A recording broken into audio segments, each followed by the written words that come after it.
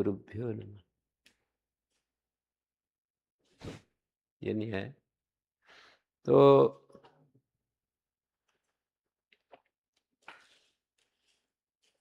बहुगण वतुडति संख्या,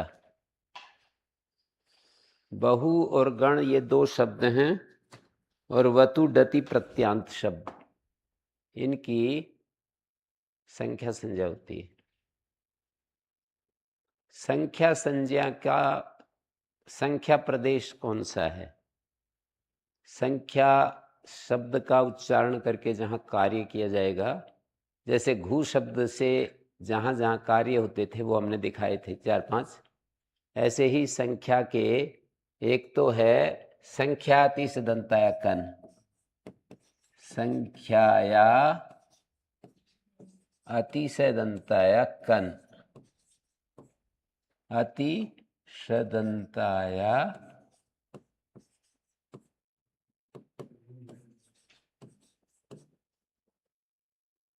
संख्याया अतिशदंताया कन कितना है? 5, 1, 5, 1, 21, 22 क्या है? 22 संख्या अतिशदंताया कन। दूसरा है संख्या पूर्व द्विगु, संख्याया अवयवेतय,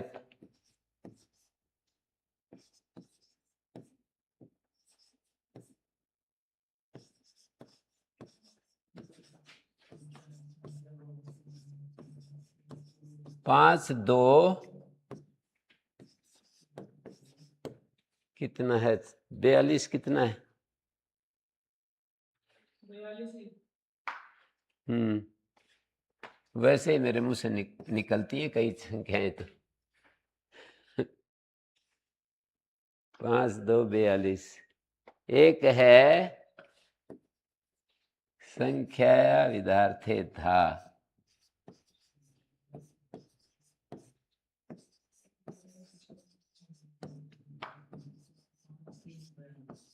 पांच तीन 5, 3 ये भी 42। एक है संख्याया क्रियाभ्यावृत्ति गणने, संख्याया क्रियाभ्यावृत्ति गणने, क्रियाभ्यावृत्ति गणने कृत सुच 5, 4, 17 है 5, 4, 17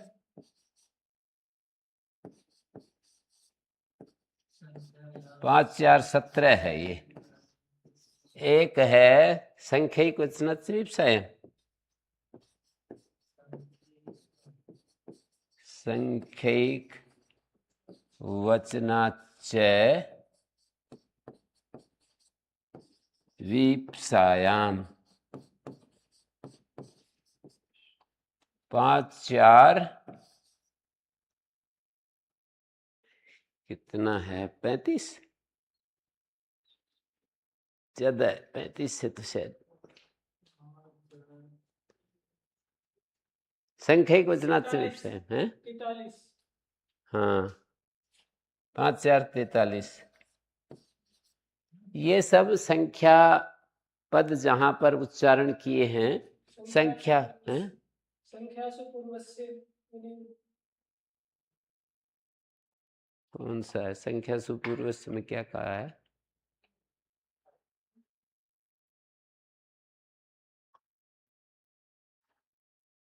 पादस्य लोगों हैं? पादस्य लोगों की अनुवृत्ति आ रही, क्या पादस्य लोगों इसकी अनुवृत्ति आ रही। सूत्र बोलिए एक बार। संख्या से पूर्व से संख्या सुपूर्व से सूत्र बोलिए, मतलब 140 5, 4, 1 अच्छा वो तो समासांत प्रकरण का है। संख्या या गुणस्य मिमाने मयट, ये नहीं मयट प्रत्यय वाला संख्या या गुणस्य मिमाने मयट।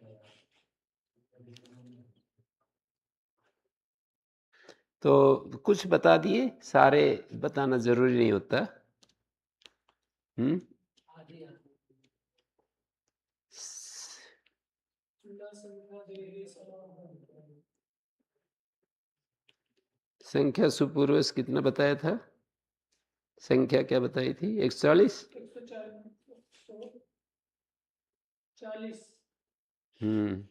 तो ये देखिए, इनमें बहु शब्द से, गण शब्द से, जैसे कन होगा बहु का, गण का है, और वतुडति प्रत्यांत शब्द हैं, उनको भी देखेंगे। पहले बहु का, गण का है, बहुतई, गणतई, संख्या तय, संख्या विदार्थेदा, बहुधा, गणधा, बहुकृत्व, ये अव्यय हो जाता है। धा प्रत्यांत भी अव्यय हो जाता है। कृत्व सुच ऊ की और च की संज्ञा अव्यय हो जाता है। तद्धितश्चा सर्व विभक्ति, असर्व विभक्ति तद्धित अव्यय होते हैं। जिस तद्धित से सारी संपूर्ण विभक्ति नहीं आती। अवयव कार्त्सन्य और एक प्रकार कार्त्सन्य। सर्व शब्द के दो अर्थ होते हैं, अवयव की संपूर्णता और प्रकार की संपूर्णता। जानते हैं क्या फर्क पड़ता है? जैसे एक ही प्रकार की कोई वस्तु है और वो पूरी की पूरी वर्षासु सर्वम लवणम उदक सात संपद्यते, एक ही प्रकार का नमक है और वो उदक सात हो गया, पूरा का पूरा अवयव कार्सन पूरा पूरा जल बन गया। और प्रकार कार्सन ये होगा जैसे कई प्रकार के नमक होते हैं, थोड़े थोड़े करके सारे वो हो गए, जल बन गए। प्रकार की संपूर्णता, वो पूरा का पूरा बदल गया ऐसा नहीं। प्रकार में मतलब ये नाम सांभर नमक, ये समुद्री नमक, ये पहाड़ी नमक, ये सैंधव नमक, काला नमक, थोड़ा थोड़ा करके सब, तो ये प्रकार कार्सन्य है। तो तद्धितश्चा सर्व विभक्ति सूत्र में अवयव कार्सन्य, संपूर्ण विभक्ति का मतलब सु औ जस, तीन का नाम विभक्ति है। संपूर्ण विभक्ति जिससे नहीं आती, अर्थात अवयव विभक्ति तो आ जाती है। संपूर्ण विभक्ति जिससे नहीं आती, अर्थात अवयव विभक्ति तो जिससे आ जाती है।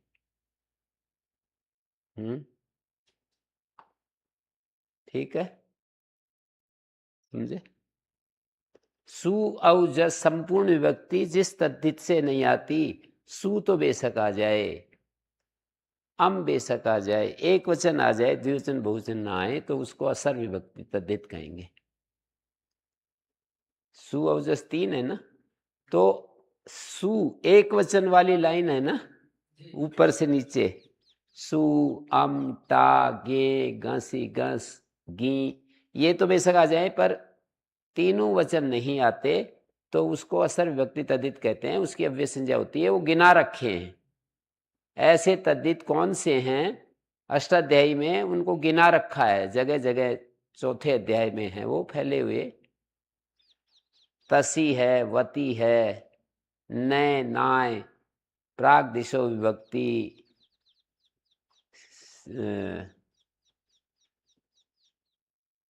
उस प्रकरण में है प्राग दिशो विभक्ति से लेकर और वहां तक है। जैसे आपके पास प्राक पाष्प, पांचवें अध्याय के तीसरे पाद में प्राग दिशो विभक्ति सूत्र है, और याप्य पाशप एक सूत्र आता है, तो उससे पहले पहले आता है ना भाई, 50 के लगभग देखो, 47। हाँ, तो उससे पहले पहले ये सब असर विभक्ति तद्धित है। और कृत्वोर था 5, 4, 17 नंबर सूत्र है कृत्व सूच, और उसके आगे 3, 4 सूत्र हैं, एकस्य सकृत और द्वित्रि चतुर्भ्या शुच विभाषा बहुर्दा विप्रकृष्ट काले, ये सब कृत्वोर्थ हैं। और आगे फिर च्वी च्वर्थ, च्वी प्रत्यांत, प्रत्यय के अर्थ में च्वी है, सात है, डाच है और शश है, संख्यक वचनाच है, बहुल पार्थात छसकार का धन्यतरस्याम। तो देखो मेरे को ना, मैं याद थोड़ी कर रखे, मैं ऐसे चलता जाता हूँ, वो अपने बुद्धि से वो जो अष्टाध्यायी में चलता जाता हूँ और उन सूत्रों का उच्चारण कर रहा हूँ कि भाई ये प्रत्यय रट नहीं रखा, अष्टाध्यायी में ऐसे यात्रा करता हूँ हैं। तो ऐसे याद होनी चाहिए अष्टाध्यायी, ऐसे याद कर रखिए। हैं? ऐसे याद नहीं, नहीं है। अधिकार से याद नहीं है। तो असर विभक्ति तद्धित अव्यय संज्ञक होता है। तो ये जो कृत्व शुच प्रत्यय है ना, बहुकृत्व गणकृत्व अव्यय हो जाएगा।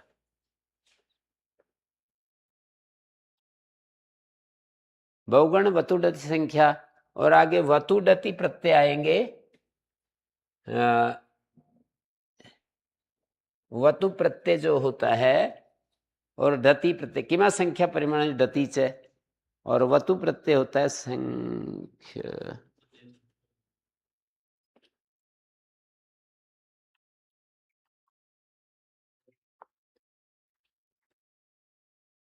यत्तद् एतेभ्यः परिमाणे वतु।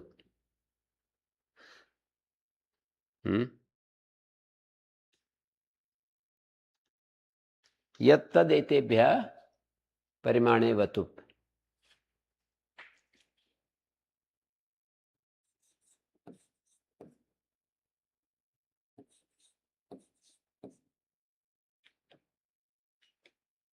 यत्तत् यत्तद् एतेभ्यः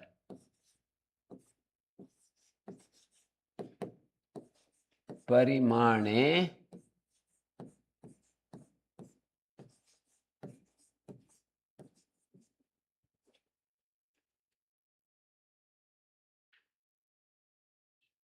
यत्तदेतेभ्यः परिमाणे वतु। किमा संख्या परिमाणे डति च, संख्या क्या है? 5 2, देखो कितना है, 40 के लगभग। यत्तदेतेभ्यः परिमाणे वतु, किमा संख्या परिमाणे, वहीं पर है ये भी। 47 किमा संख्या परिमाणे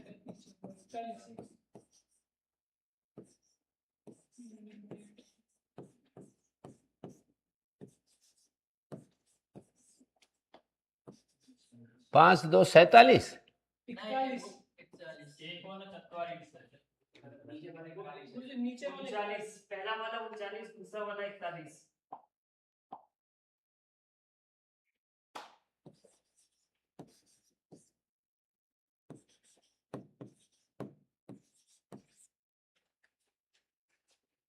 ये वतुप और धति प्रत्यय होते हैं। जैसे यत शब्द है, सिद्धि करके बता रहा हूं, यत आगे वतुप, यत्तेभ्यः परिमाणे वतुप। कोई पूछे वतुप में पै किस लिए लगाया? अनुदात्तो सुप्पितौ। और ऊ किस लिए लगाया?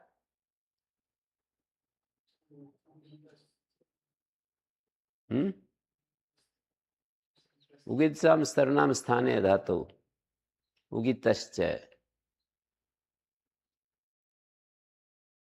वतु प्रत्यय का जो ऊ है, बताया नहीं आपको, तो खूब अभ्यास करवा रहा हूं।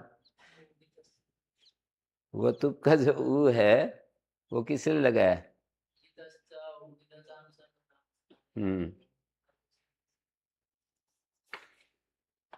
तो यत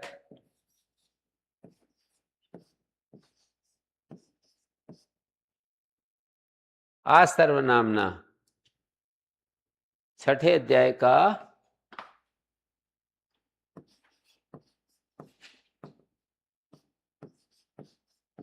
तीसरा पाद 80 के बाद देखो।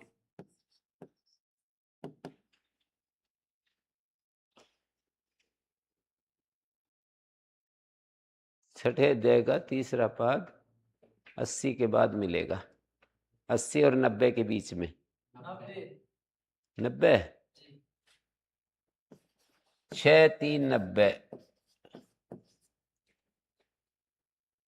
ये कहता है ऊपर, इससे ऊपर सूत्र है दृग दृश वतुषु, तो इसकी अनुवृत्ति है इस सूत्र में, दृग दृग दृश वतुषु।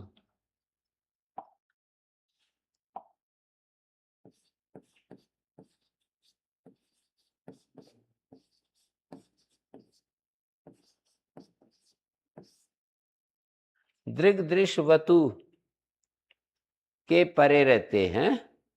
सर्वनाम को आकार आदेश, सर्वाधीन सर्वनामानी से सर्वनाम है। यत को सर्वनाम के सूत्र से कहते हैं सर्वाधीन सर्वनामानी, सर्वनाम को आकार आदेश हो जाता है। तो यह आ वतुप ऐसा हो गया ना, है?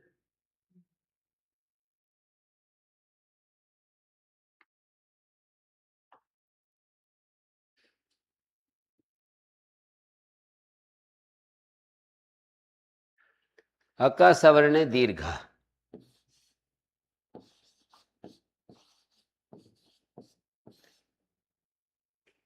इसके रूप चलाएंगे तो यावान यावंतो यावंता यावंतम यावंतो यावता यावता यावतभ्यम यावत भी, और स्त्रीलिंग में यावती रूप बनेगा, और नपुंसकलिंग में यावत यावती यावंती यावत यावती यावंती यावता यावतभ्यम यावत भी, ऐसे तीनों लिंगों में रूप चलेंगे। यत परिमाण है जिसका, जिस वस्तु का, वो पुल्लिंग है तो पुल्लिंग शब्द बनेगा। जितना परिमाण है जिसका, वो स्त्रीलिंग की चीज है स्त्री शब्द बनेगा, और कोई नपुंसकलिंग चीज है तो नपुंसक शब्द बनेगा, है? अब ये यावत वतु प्रत्यांत हो गया ना, तो बहुगण वतु डति संख्या हो गया, और संख्या कार्य वो जितने दिखाए थे ना, यावत का यावत धा,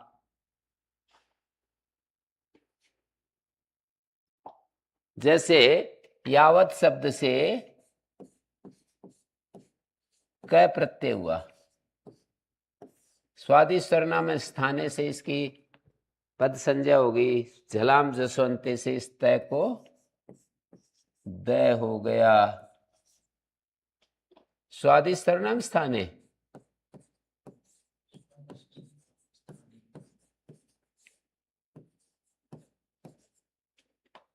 सर्वनाम स्थाने 1 4 17, इसके पद संज्ञा होगी, पदाधिकार में पदस्य अधिकारे झलाम जसवंते,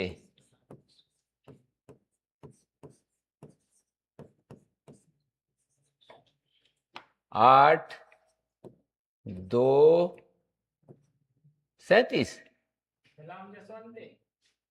8 2 37 39।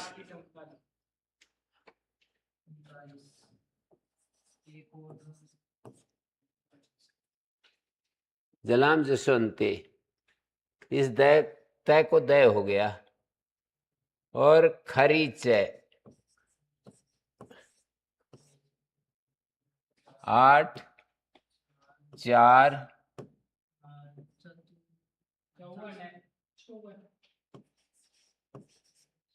चर हो गया, खर के पर रहते झलों को चर, तो शब्द वही बन गया, स्वाद्युत्पत्ति यावत कह, रू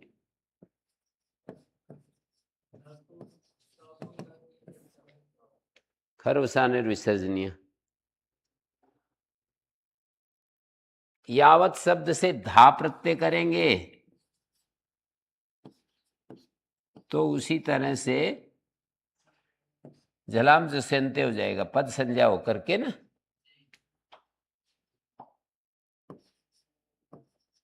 पद संज्ञायाम पूर्ववत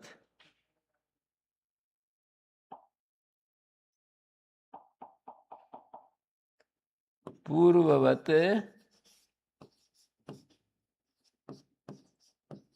पद संज्ञायाम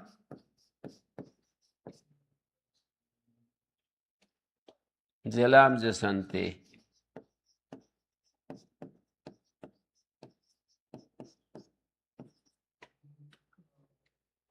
तो इसको तय को दय हो गया, बन गया यावद्धा। और कृत सुच प्रत्यय करेंगे तो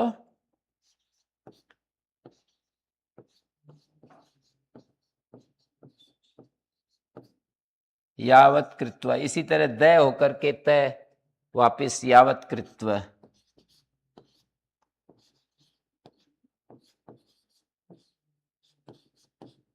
सु आएगा अव्यदाप सुपाव्य, ये इसका तद्धितश्च सर्वविभक्ति है।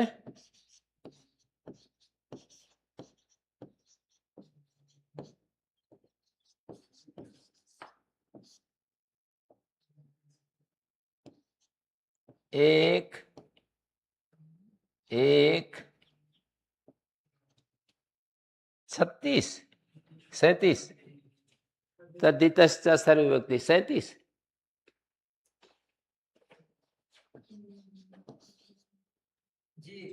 है 37।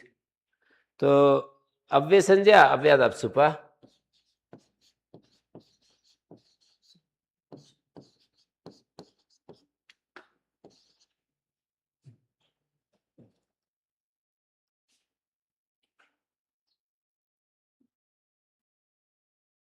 क्या है सूत्र?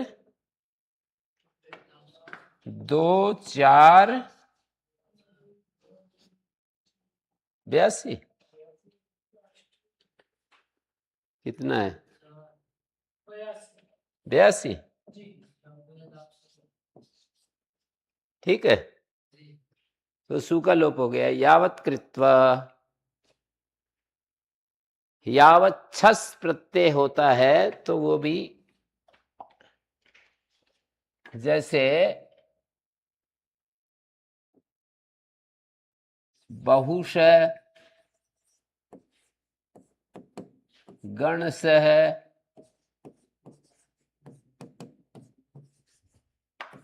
यावत सस प्रत्यय भी अव्यय संज्ञक होता है।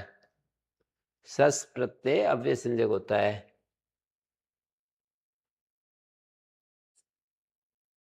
बहुशः गणशः यावत है, यावद्धा यावत कृत्वा। ये यावत छस कैसे बना? यावत सस, सस छोटी।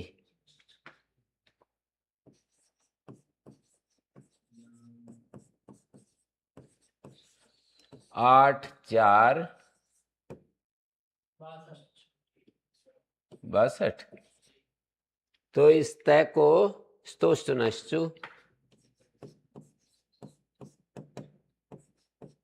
स्तोष्चुना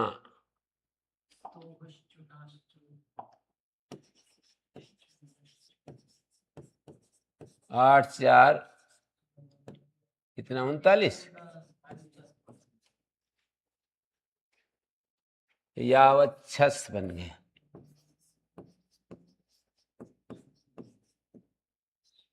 सु का अव्यदाप सुपा।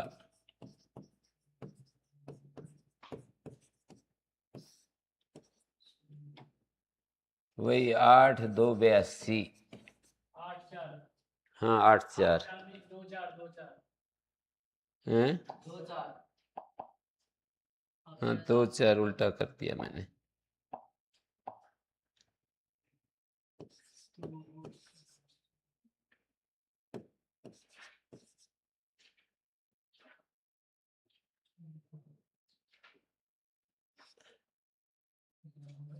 अंग्रेजी का लिख दिया।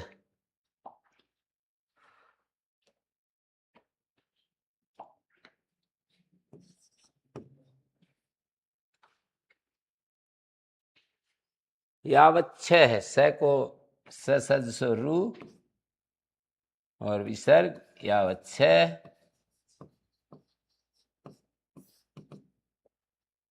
इस तरह से ये सूत्र यावत वती प्रत्यांत के बारे में कार्य करेगा। ऐसे ही किमा संख्या परिमाण डति च किम शब्द से सकार के अलंत्यम से छस की सस में जो प्रयोजना भावात भी एक हेतु होता है। और फिर ये रू कर रहे हैं, फिर वो तो ये जो शस है ना, इत संज्ञा का कोई प्रयोजन भी होना चाहिए। सिति च पूर्व की पद संज्ञा होती है ना, वो यहाँ पर कोई हेतु नहीं है। छस की इत संज्ञा नहीं होती, प्रयोजना भावादि उत्तर देंगे। देखो मैं इसका देखूं, 5वां अध्याय का 4था पद।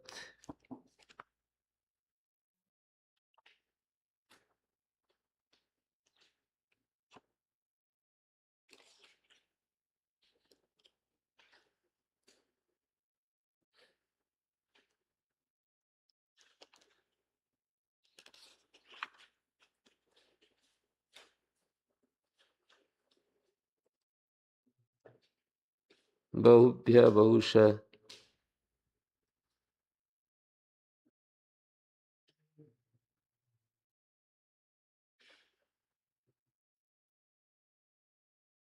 जिसमें दिया नहीं। वैसे विभक्ति संज्ञा तो नहीं है इसकी कि न विभक्तो तो उसमें लगा सके, पर हेतु वही देना पड़ेगा, प्रयोजना भावात। मतलब इत संज्ञा करके कोई प्रयोजन भी तो सिद्ध करना चाहते हैं ना आचार्य, और प्रयोजन यदि नहीं है तो फिर इत संज्ञा नहीं होगी।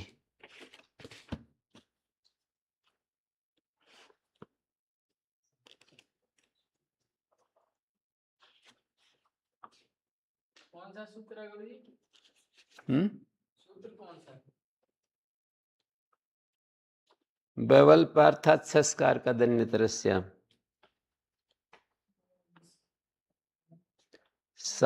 5 4 42 देखो।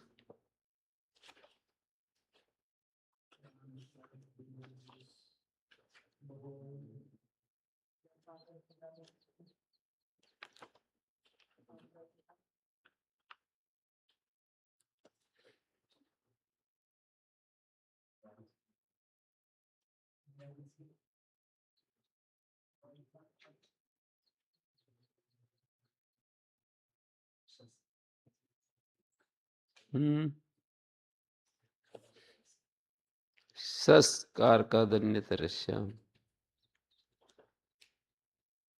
हलंतमित संज्ञा हो जाए तो फिर शिति भी चाहिए ना। बहुअल पार्थात, बहु शब्द से, अल्प अर्थ वाले शब्द से, बहु श अल्प श, और यावत छह में तो हो सकती है। स्थिति से पद संज्ञा हो जाए तो वो तो उसी से हो जाएगी। स्थिति से पद संज्ञा करता है भय संज्ञा स्थिति से। पहले अध्याय के 4थे पाद में पद संज्ञा होती है, और पद संज्ञा तो उसी से हो जाएगी, स्वादिष्ट सर्वनाम स्थाने हैं। या तो कोई ऐसा शब्द हो जिसकी भय संज्ञा प्राप्त हो रही है, उसको बांधने के लिए सित होता है, सितिच, वैसा कोई है नहीं। किम से डति प्रत्यय करेंगे, किमा संख्या परिमाणे डति च।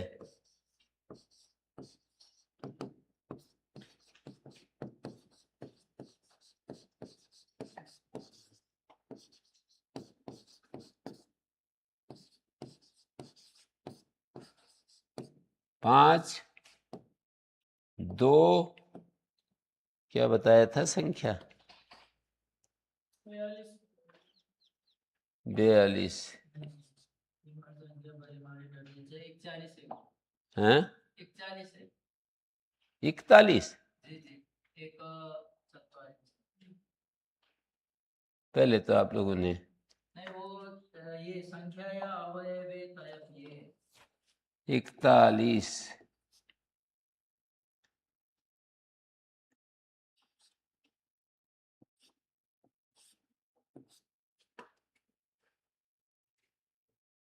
संख्या परिमाणे डति च।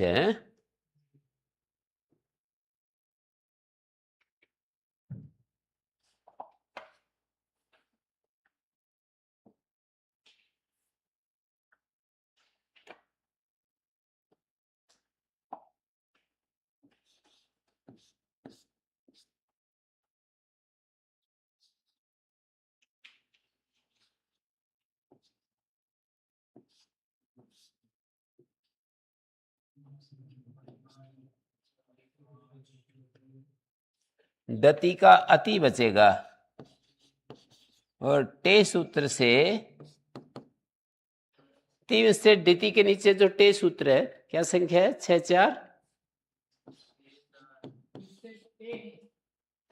तीन से डति के नीचे टे दो है, टे 144 है, 144 है, 155 है, कौन सा वाला? तो 103 से 144 होगा फिर तो। 155 में तो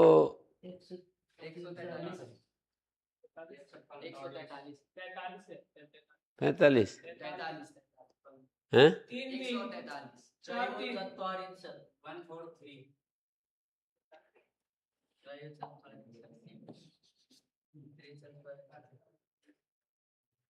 तो ये टी भाग का लोप हो गया, क बच गया। अब ये कति शब्द है तो कति कह, कति भी कृतम, कति कह, कति धा, कति कृत्वा, ये सारे संख्या को मानकर कार्य हो जाएंगे। ठीक है,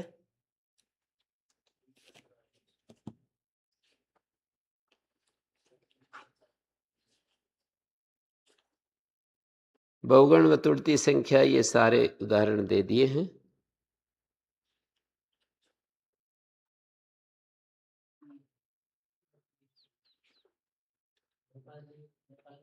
यहां पर एक बात लिखी है काशिका में, देखिए, बहुगण शब्दयोर वैपुल्ये संघे च वर्तमानयो इह ग्रहणम नास्ति। बहुगण शब्द का एक वैपुल्य अर्थ होता है, एक संग अर्थ होता है। बहुगण शब्दयो वैपुल्ये संघे च वर्तमानयो, वैपुल्य अर्थ में और संग अर्थ में वर्तमान बहुगण शब्द का यहाँ ग्रहण नहीं होता है। वैपुल्य क्या होता है? विपुलस्य भावा वैपुल्यम, विपुल्य, विपुल का मतलब बहुत ज्यादा है,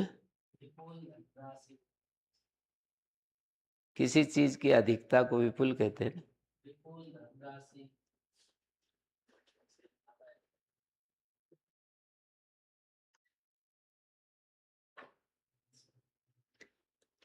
बहुगण शब्द जब वैपुल्य अर्थ में और संग अर्थ में होते हैं तो यहाँ ग्रहण नहीं होगा, संख्यावाची नोरे, संख्यावाचियों का ही ग्रहण है। यहाँ अनियत बहुत्व के वाचक होते हैं तो इनकी संख्या संज्ञा होती है।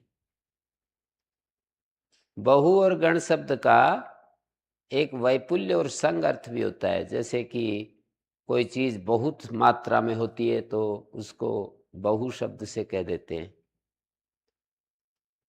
मात्रा जब बहुत ज्यादा होती है तो उसको बहु शब्द से कह देते हैं।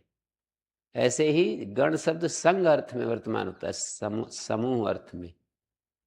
बहु शब्द तो वैपुल्य अर्थ में और गण शब्द समूह अर्थ में, तो वो नहीं है। अनियत बहुत्ववाची जो संख्यावाचक होते हैं ना, अनिश्चित बहुत्व को कहने वाले जो संख्या होते हैं उसका ग्रहण है। बहु शब्द और गण शब्द अनियत बहुत्व के वाचक संख्यावाची लिए हैं।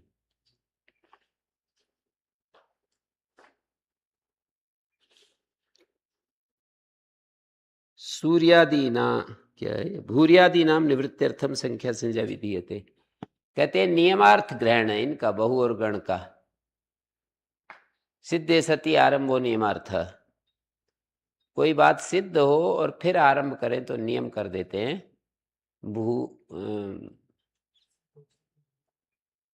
ये जो शब्द हैं बहुगण शब्द, इनका ग्रहण नियम के लिए है कि अनियत बहुत्ववाचक शब्दों की संख्या संज्ञा हो तो बहुगण शब्द की ही हो। भूरी इत्यादि जो शब्द हैं अनियत बहुत्व के वाचक, उनके संख्या संज्ञा ना हो। भूरी एक शब्द है, उसका संख्या नाम नहीं पड़ेगा। भूरी का अर्थ भी अनियत बहुत्व होता है, संख्या के रूप में प्रयुक्त होता है। तो अनियत बहुत्ववाचक एक नियत बहुत्ववाचक है। तीन शब्द से तीन से लेकर के और आगे बढ़ते जाओ कहीं तक अनियत बहुत, ये नियत बहुत्व को कहते हैं। जैसे 3 कहेंगे तो 3 लेंगे, 20 कहेंगे तो 20 लेंगे, 100 कहेंगे तो 100 लेंगे, नियत बहुत्व। और एक अनियत बहुत्व होता है, निश्चित बहुत्व नहीं होता है। तो अनियत बहुत्व के वाचक संख्या शब्दों का क्या कह रहे हैं, अनियत बहुत्व के वाचक जो संख्या शब्द हैं उनका ग्रहण हो जाता है। ठीक है, ये बात समझ में आई। अनियत बहुत्व के वाचक, अनिश्चित बहुत्व के वाचक। एक निश्चित बहुत्व होता है, एक अनिश्चित बहुत्व होता है।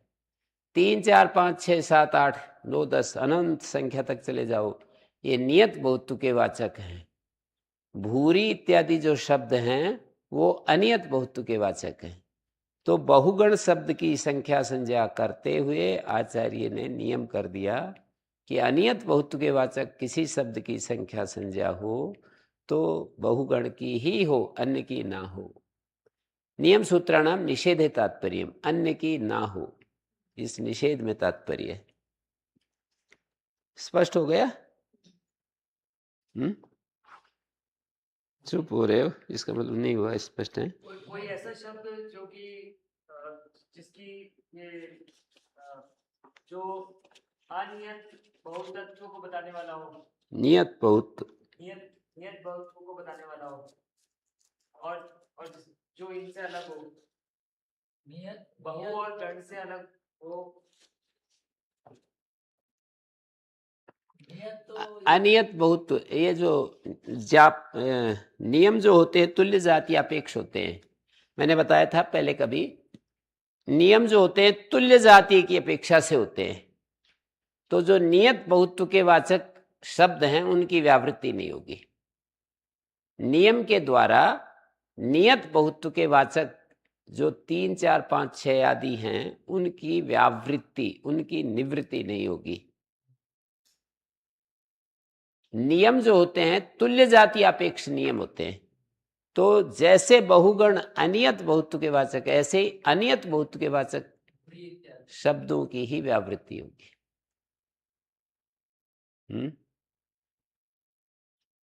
पकड़ में आया? तो अनियत बहुत्व को बताने वाला कोई ऐसा उदाहरण जिसकी व्यावृत्ति हो रही है? भूरी अनंत भी कह सकते, भूरी शब्द है ना, उसकी व्यावृत्ति होगी। ठीक है। अनेक जो शब्द है वो भी, उसकी भी व्यावृत्ति हो जाएगी। अनेक शब्द तो एक वचन में ही पाणिनि ने प्रयोग किया ना, अनेक मन्य पदार्थ। तुल्य जाति अपेक्ष नियम होने से भूरी आदि की अनियत बहुत, भूरी प्रभूतम, भूरी की निवृत्ति होगी, प्रभूतम की निवृत्ति होगी, है? प्रचुर विशेषवाची है ना, जो प्रचुर की निवृत्ति हो गई तो नियमार्थ है इन दोनों का ग्रहण। लिखा है काशिका में, देखो पढ़ करके पढ़ा करो इसको, पंक्ति पढ़ने भी आएगी, पढ़ना सीखो, काशिका को पढ़ा करो ज्यादा से ज्यादा। भूरियादि नाम निवृत्त्यर्थम संख्या संज्ञा विधीयते। आगे कहते हैं अर्धपूर्व पदस्य पूर्ण प्रत्यांतः संख्या संजो भवति इति वक्तव्यम समास कन विद्यार्थम। ये वार्तिक है। अर्धपूर्व पद में है जिसके और पूर्ण प्रत्यय अंत में है जिसके, उसकी संख्या संज्ञा होती है, ऐसा कहना चाहिए। किसके लिए? समास विधि के लिए और कन विधि के लिए। पूर्ण प्रत्यय कहाँ है? तस्य पूर्ण डट प्रकरण निकालो, 5वें अध्याय के दूसरे पद में।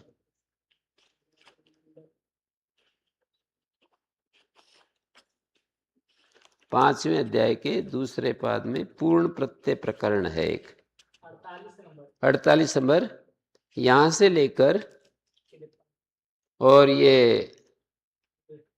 58 तक 11 सूत्र हैं ये। षष्ठ्यादेश संख्या दे तस्य पूर्ण डट नान्ता संख्या देर मठ थट छंदसी षट कति कति पचतरम थुक बहुपूर्ण संगस्त थुक वतोरि थुक द्वेस्तिया त्रे संप्रसारणम से विंशत्यादिवस तमिड़न्य तरस्याम नित्यम शतादिमासार्धमास संवत्सरात्। षष्ठ्यादेश संख्या दे। ये 11 सूत्र हैं। पूर्ण प्रत्यांत प्रकरण, पूर्ण प्रत्यय प्रकरण है ये। षष्ठी समर्थ से पूर्ण अर्थ में डट होता है, पूरा करने, जिसके द्वारा पूरा किया जाता है। जैसे 10 को पूरा करने वाला 11वां होता है ना, और 11 को पूरा करने वाला 12वां, 12 को 13वां, ऐसे हैं। 2 तरह की संख्याएं होती है ना, 1 2 3 4 5, दूसरा तीसरा चौथा पांचवा। तो पूर्ण प्रत्यय दूसरा तीसरा चौथा पांचवा। अंग्रेजी में भी 2 तरह के संख्या होते हैं ना, कोऑर्डिनल नंबर्स, ऑर्डिनल नंबर्स हैं। पहला दूसरा तीसरा चौथा पांचवा ये पूर्ण अपने आप में पूर्ण होगा, पर एक बोलेंगे तो उसको पूर्ण करने के लिए 2 बनना पड़ेगा, ऐसा नहीं, 3 चीजें हैं। चौथी संख्या को पूर्ण करने वाला चौथा होता है, दूसरी संख्या को पूरा करने वाला दूसरा होता है, पांचवी संख्या को पूरा करने वाला पांचवा होता है। तो पूर्ण प्रत्यांत इस प्रकरण का कोई प्रत्यय अंत में होना चाहिए हैं, और अर्धपूर्व पद में होना चाहिए, अर्धपूर्व पद में होना चाहिए और पूर्ण प्रत्यांत होना चाहिए। तो फिर ये संख्या संज्ञा हो जाता है। जैसे उदाहरण है अर्धपंचम, अर्धपंचम, अर्धपंचम का अर्थ क्या होगा?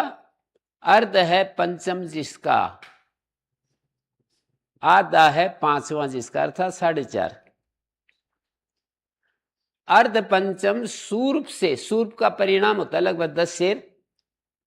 अर्धपंचम सूर्पई क्रीतम, क्या अर्थ हुआ? 4.5 सूर्प से खरीदी कोई धान्य आदि कोई वस्तु, वस्तु विनिमय था पहले। तो अर्धपंचम, अर्धमम, अर्धम पंचमम ये शाम ते अर्धपंचमाः।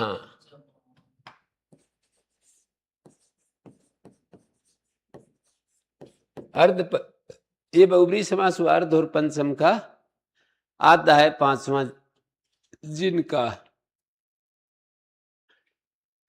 अब सूर्प शब्द के साथ इसका समास करेंगे। अर्ध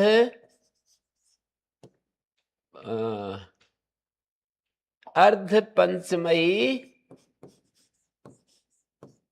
सूर्पयी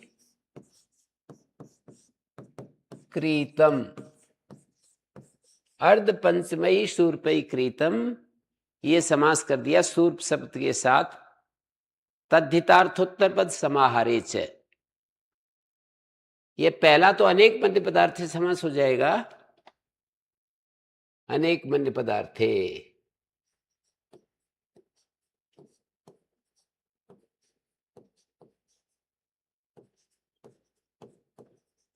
सूत्र संख्या क्या है? दो दो दो 24 24 है 25 है?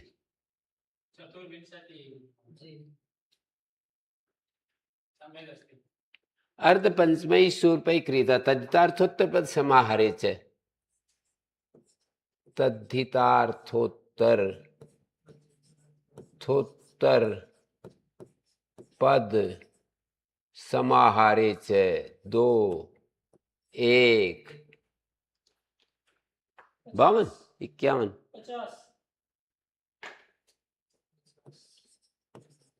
तो इसका समास हो गया अर्ध पंचमयी शूर्पई क्रीतम। तेन क्रीतम अर्थ में तद्धित प्रत्यय आएगा, तेन क्रीतम। वैसे इसको नीचे लिखना चाहिए, इसको ऊपर। तेन क्रीतम अर्थ में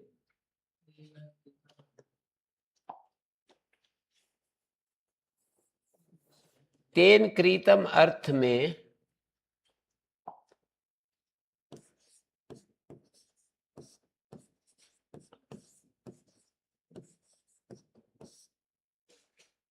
तेन क्रीतम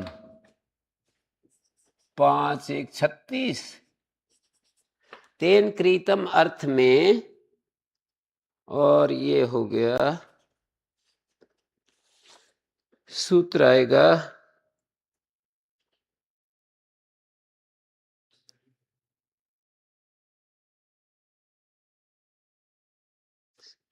अर्धम पंचमम ये शाम। ये बात समझ गए ना? वार्तिक में जो ध्यान देना, अर्ध पूर्व पदः पूर्ण प्रत्यांता, पूर्ण प्रत्यांते यस्य, और अर्ध पूर्व पदा अर्धः, अर्ध शब्द पूर्व पदम यस्य। अर्ध पूर्व पदा में बहुब्री समास करो, अर्ध अर्ध शब्द पूर्व पदम यस्य पूर्ण प्रत्यांतस्व अर्ध पूर्व पदा। अर्ध पूर्व पदा का क्या मतलब हुआ? अर्ध शब्द पूर्व पद में है जिसके, देखिए अर्ध शब्द पूर्व पद में है जिसके, वार्तिक में कहा है, वार्तिक क्या कह रहा है? अर्ध अर्ध शब्द पूर्व पदम यस्य,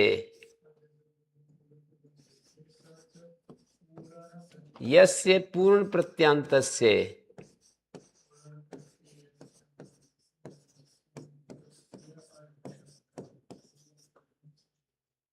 अर्ध शब्द पूर्व पदम यस्य पूर्ण प्रत्यांतस्य स अर्ध पूर्व पदा पूर्ण प्रत्यांत। पूर्ण प्रत्यांत में भी वही समास है, पूर्ण प्रत्यय अन्ते यस्य, पूर्ण प्रत्यय पूर्णस्यासो प्रत्यय पूर्ण प्रत्यय, पूर्णस्यासो प्रत्यय पूर्ण प्रत्यय, पूर्ण और वही प्रत्यय है, पूर्ण प्रत्यय अन्त्यय से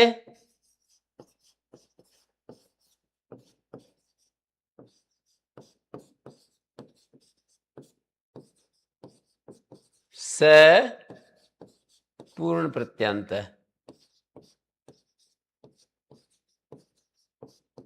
ये क्या समास हुआ? बहुव्रीहि, और ये भी बहुव्रीहि है। अर्ध शब्द पूर्व पदम यस्य पूर्ण प्रत्यांत से स अर्ध पूर्व पदा पूर्ण प्रत्यांत से स अर्ध पूर्व पदा,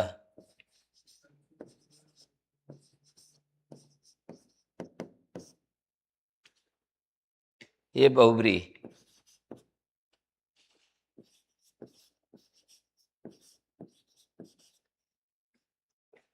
और ये फिर पूर्णश्चासु प्रत्यय पूर्ण प्रत्ययो अन्ते यस्य, ये कर्मधारय हो गया।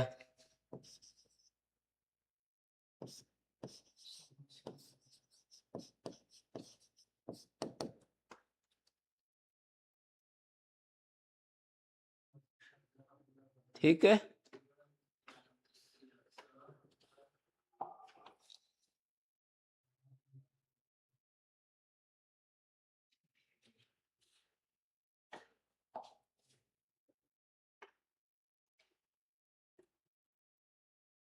तेन कृतम अर्थ में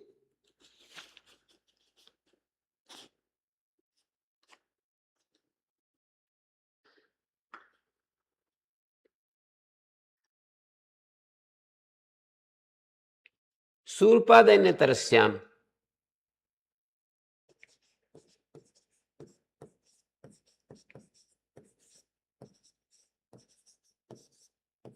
इस अर्थ में शूर्पादैन्यतरस्याम, शूर्पादैन्यतरस्याम,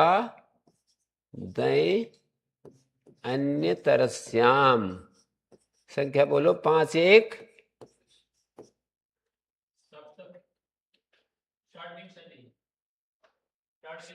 षड्विंशति, तो तेन कृतम है।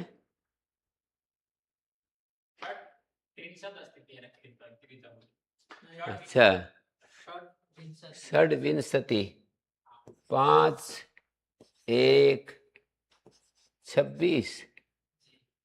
शूर्पदैन्यतरस्याम विकल्प से ऐ करता है, पक्ष में ठै हो जाएगा, प्रागवतेश ठै, पक्षे प्रागवतेश ठै।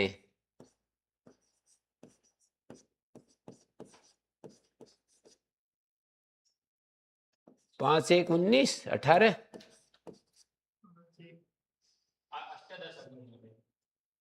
है।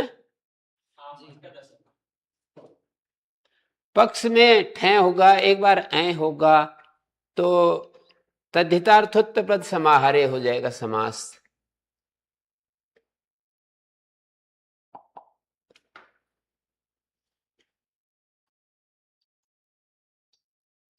तद्धितार्थोत्तर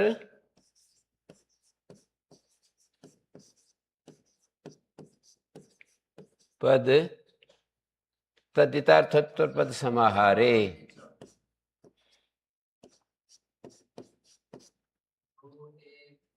2 1 50 है। ये सूत्र से समास हो गया। समास में सुपो धातु प्रातिपदिक फिर लुक हो जाएगा।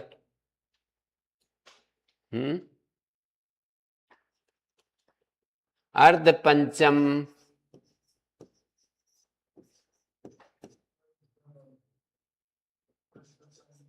भिस, शूर्प भिस,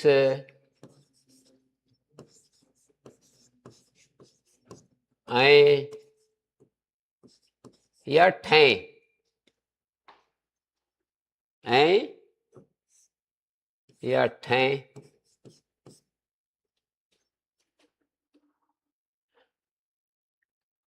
ये समास हो गया इसका पूरे का,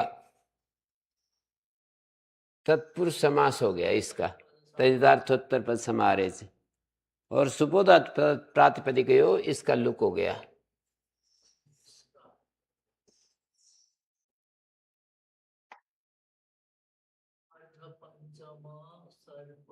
सुपोधातु प्रातिपदिक है ना, 70 है ये, 2 4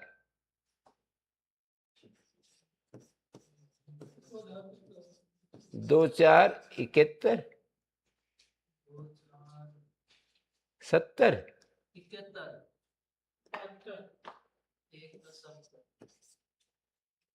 इसका लुक हो गया, भिस भिस का लुक हो गया ना।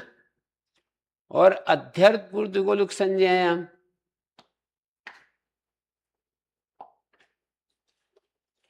अर्ध पंचम शूर्प, अभी हमको ये दिखाना है अर्ध पंचम संख्या है, ये अर्ध पंचम संख्या शब्द है। अर्ध पंचम शब्द की संख्या संज्ञा होने से शब्द शब्द की संख्या संज्ञा होने से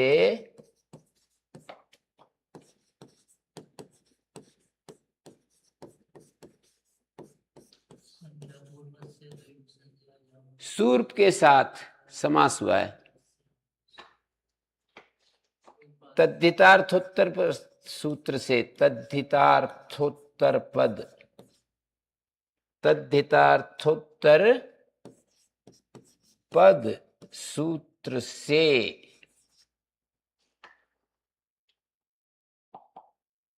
तद्धितार्थोत्तर पद सूत्र से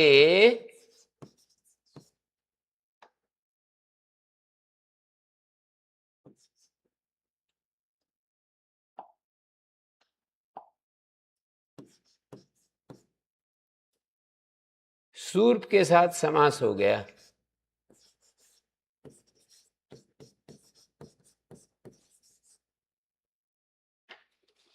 समास हो गया।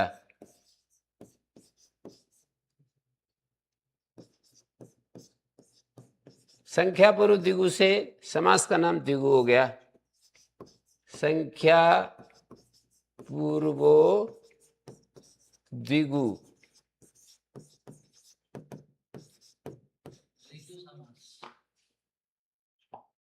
दो एक 51। इस सूत्र संख्या पूर्व द्विगु से समास को, संख्या पूर्व वाला समास द्विगु हो गया ना, संख्या पूर्व में है ना, यहाँ संख्या पूर्व द्विगु से अर्ध पंचम शब्द की संख्या संज्ञा है। हैं? गायब हो जाते हो क्या? अर्ध पंच समास में कब समास हो जाता है पता नहीं चलता। हैं? समास कब हो जाता है पता नहीं चलता। समास कब हो जाता है? हाँ, मतलब कब हमको कौन सा समास करना है ये पता नहीं चलता। उस पर काम नहीं हुआ है अभी। काम होगा तो पता चलने लगेगा। हमें भी नहीं चलता था बिल्कुल। अर्ध पंचम शब्द की संख्या संज्ञा होने से तद्धितार्थोत्तर पद सूत्र से सूर्प के साथ समास हो गया। दो शब्द है ना, अर्ध पंचम और सूर्प, तो सूर्प के साथ समास हो गया है।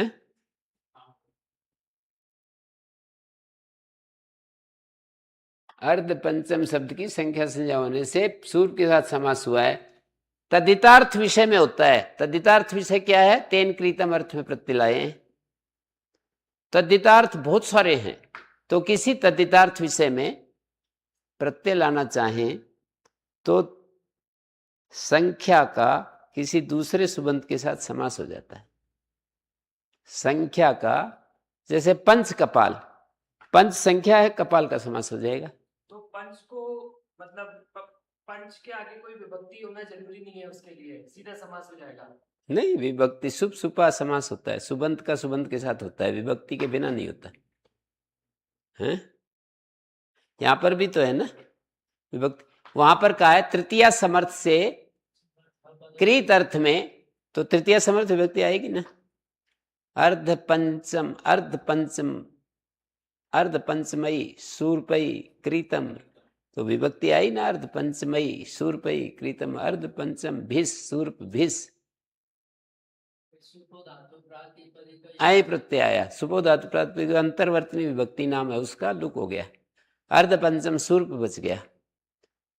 अब ऐ है, समास हो गया। संख्या पर द्विगु से द्विगु संज्ञा हो गई अर्ध पंचम सूर्प की।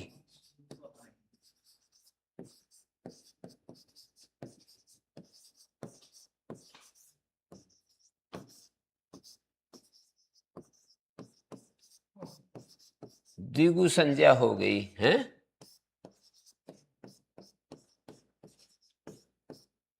तो द्विगु संज्ञा होने से एक लाभ हुआ। द्विगु संज्ञा होने से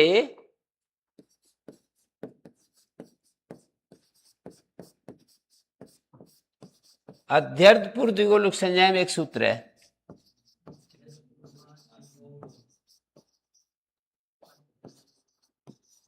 द्विगोर लुक, द्विगोर लुक असंज्ञायम, ऐसा है ना।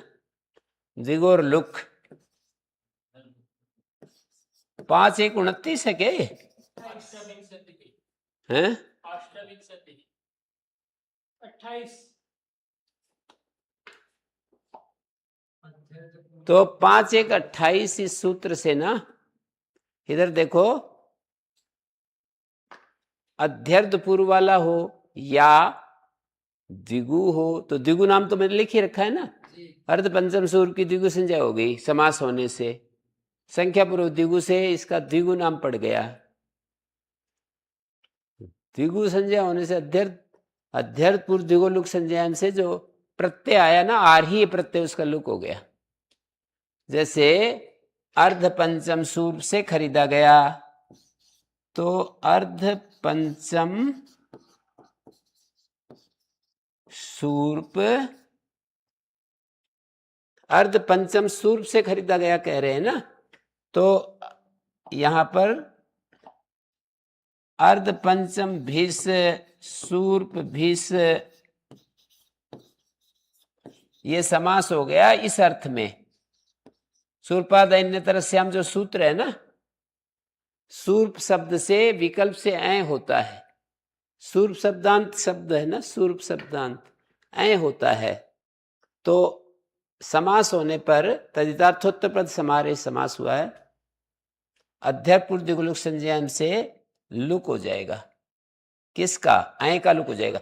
इसका लुक किससे हुआ? सुपोधातु प्रातिपदिक है। हाँ, और ऐ का लुक ये अध्ययपूर्व द्विगुलुक संज्ञान, संज्ञायाम, अध्ययपूर्व द्विगुलुक संज्ञान से इसका सूत्र यहां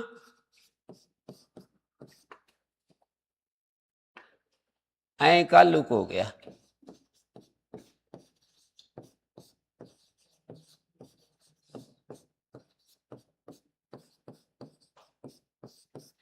ये ऐ का लुक हो गया, देख रहे हैं ना। तो अर्ध पंचम सूर्प बचा रहा, अर्ध पंचम सूर्प से ऐ आया था, ऐ का लुक हो गया, तो अर्ध पंचम सूर्प बचा रहा। तो यही अर्थ है इसका। अर्ध पंचम सूर्प का मतलब 4.5 सूर्प से खरीदी गई वस्तु। अर्ध पंचम सूर्प शब्द का अर्थ हुआ 4.5 से खरीदी गई वस्तु। काशिका में भी लिखा है, जो मैंने कहा है ना, वो सब इसमें लिख रखा है, देखिए पढ़कर। अर्धम पंचमेशाम इति बहुब्रीयो कृते अर्ध पंचमे सूर्पै क्रीतः तदितार्थोत्तर पद समाहार इति समासा तत्र दिक् संख्ये संज्ञामिति अनुवृत्ते। उसमें दिक् संख्ये की अनुवृत्ति है, तत्र माने तद्धितार्थोत्तर पद समाहार सूत्र में। ततः संख्या पूर्व से द्विगु संज्ञायाम, संख्या पूर्व का द्विगु संज्ञा में सूर्पादयन्यतरस्याम, सूर्पादयन्यतरस्याम जो सूत्र है उससे ऐ हो जाएगा और ठय भी हो जाएगा। अध्यय पूर्व द्विगु संज्ञान से लुक हो जाएगा, अर्ध पंचम शब्द बच गया है। तो ये अध्यर्थ पूर्व द्विगु संज्ञायाम, इसका अर्थ है अध्यर्थ पूर्व वाला शब्द हो या द्विगु शब्द हो तो आर्य प्रत्यय का लुक हो जाता है। आ अरहात, 5वें अध्याय के पहले पाद में 19 नंबर सूत्र, आराध गोप्त संख्या परिमाण ठक, उस प्रकरण में, उस अधिकार में होने वाले प्रत्यय को आर्य प्रत्यय कहते हैं। जैसे प्राक दिव्यतीय प्रत्यय, प्राकृतीय प्रत्यय, सैसिक प्रत्यय, आर्य प्रत्यय का लुक हो जाता है। ठीक है,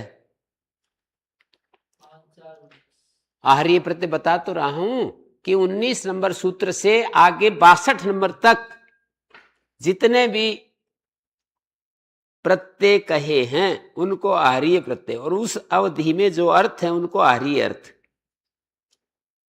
आर्य अर्थ में जो प्रत्यय आएंगे उनका लुक हो जाएगा, आर्य अर्थों में जो प्रत्यय आता है उसका लुक हो जाता है। प्राग दिव्यतीय अर्थों में प्रत्यय आता है तो उसका 4थे अध्याय के पहले पाद में एक सूत्र है उससे लुक होता है, और 5वें अध्याय में उससे दूसरे सूत्र से लुक होता है। 4थे अध्याय के पहले पाद में एक सूत्र है ना, क्या सूत्र है?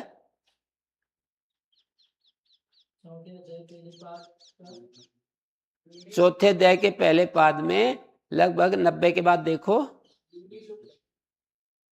हैं? नब्बे के बाद इतनी देर में तो मैं ही देख लेता। को नब्बे तीन और नब्बे तो इसके आगे ये है ना? नहीं नहीं, 88 है द्विगुण लुगन पत्ते। ये जो है प्राग दिव्यतीय अर्थों में कोई प्रत्यय आए तो द्विगुण लुगन पत्ते 88 नंबर सूत्र है। 5 4 1 88। प्राग द्वितीय एक लंबा चौड़ा प्रकरण है ना, उस प्रकरण में कोई प्रत्यय आएगा द्विगुण लुगन पत्ते लुक होगा। और आर्ही अर्थ में कोई प्रत्यय आएगा तो अध्यर्थ पूर्व द्विगुण लुक संज्ञान से लुक होगा। 4 1 88 द्विगुण लुगन पत्ते से होगा, अपत्य अर्थ को छोड़कर, अपत्य अर्थ को छोड़कर लुक होगा। और यहां पर अध्यर्थ पूर्व द्विगुण लुक संज्ञा में लुक हो गया, ऐ का लुक हो गया तो अर्ध पंचम शूर्प शब्द बना। अब इससे यह संख्या नाम रख दिया इसका, अर्ध पंचम अर्ध पूर्व पद पूर्ण प्रत्यांत शब्द संख्या संज्ञो भवति। अर्ध पंचम संख्या शब्द है तो यहां पर कह रहे हैं अर्ध पंचम कह बन जाएगा।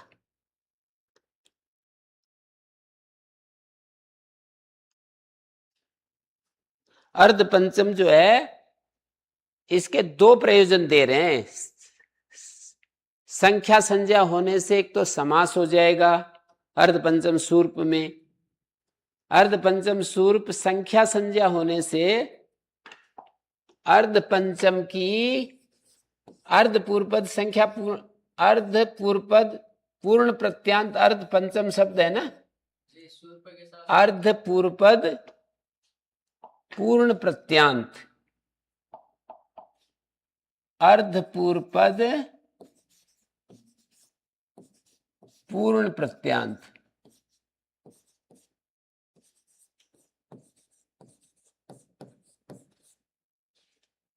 अर्ध पूर्वपद पूर्ण प्रत्यांत अर्ध पंचम शब्द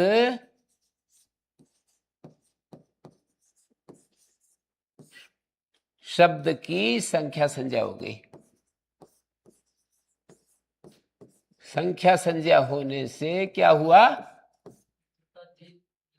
संख्या संज्ञा होने से दो कार्य हो जाएंगे, दो कार्य हो जाएंगे।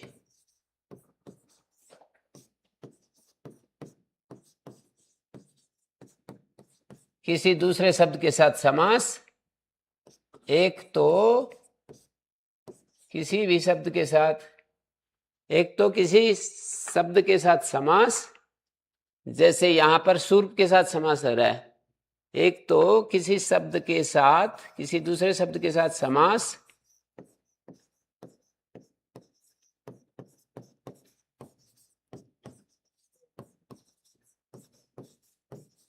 जैसे यहां सूर्प के साथ हो रहा है।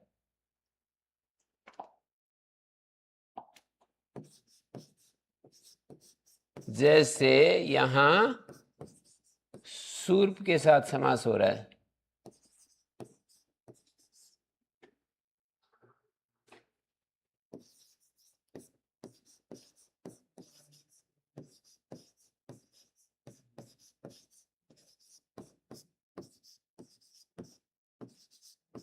एक तो ये काम हो गया, अर्ध पंचम सूर्प बन गया है, अर्ध पंचम सूर्प शब्द बन गया।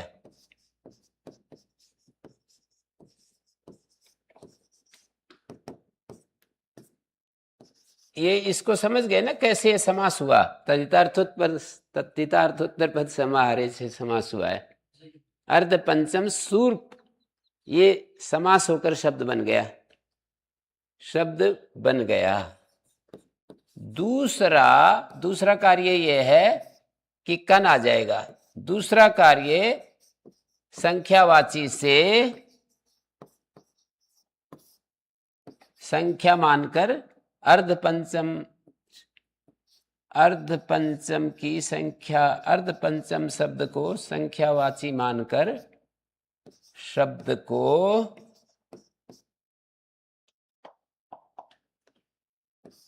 संख्यावाची मानकर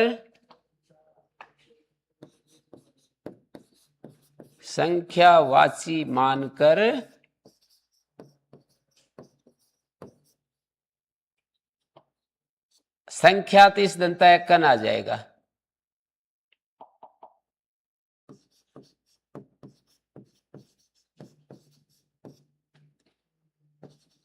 अतिश दंताय कन,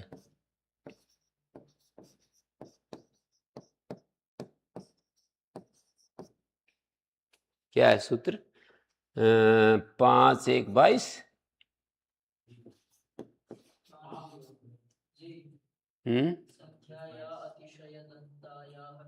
संख्यात इस दंताय कन 5 1 22 से कन आ जाएगा, कन प्रत्यय हो जाएगा।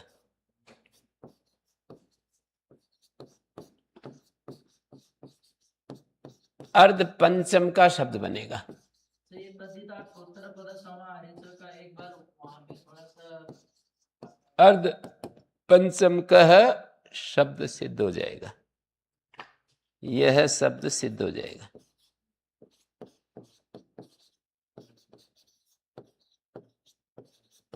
हाँ जी, क्या बोल रहे हैं आप? बोलिए। तद्धितार्थोत्तर पद समाहारेच, तद्धितार्थोत्तर पद समाहारे क्या कह रहे हैं? इसमें माने कैसे घटा करे हैं? माने वो अर्ध पंच और अर्ध पंचम शब्द है संख्यावाची, उसमें दिक् संख्या की अनुवृत्ति आ रही है उस सूत्र में। तो दिशावाची संख्यावाची का दूसरे समर्थ सुबंत के साथ समास होता है। आप कह रहे थे ना बिना ही सुप के सुप सुपा, पूरे समास प्रकरण में सुबंत का सुबंत के साथ समास होता। अर्ध पंचम शब्द संख्यावाची है, सूर्प शब्द के साथ समास हो जाएगा। अर्ध पंचम समास होगा तद्धितार्थोत्तर पद समाहारे। कब? तद्धितार्थ विषय में, कोई तद्धित प्रत्यय का विषय बन रहा हो। तद्धितार्थ विषय क्या है? तेन कृतम, उस अर्थ में ऐ आता है यहाँ, तो समास होकर इसका नाम द्विगु हो गया। संख्या पर द्विगु, द्विगोर लुगन पद अध्ययपूर्व द्विगु लुक संजयन, द्विगु संबंधी प्रत्यय का लुक हो गया है। ठीक है। ओम शांति शांति शांति।